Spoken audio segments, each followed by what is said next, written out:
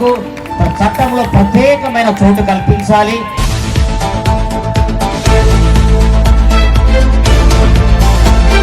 క్రైస్తవులపై ఎవడైనా సరే దాడి చేయాలి అంటే వాని వెన్నులో వణుకు పుట్టే విధంగా మా సంస్థ పనిచేస్తుంది.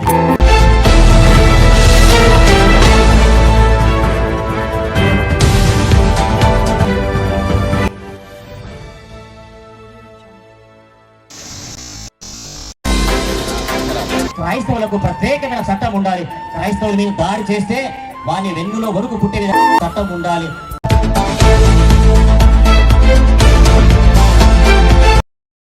క్రైస్తవం అనేది కులం కాదు, మతం కాదు. క్రైస్తవం అనేది మోక్షానికి మార్గం చూపిస్తుంది తప్ప కుల మతాలను మార్చదు.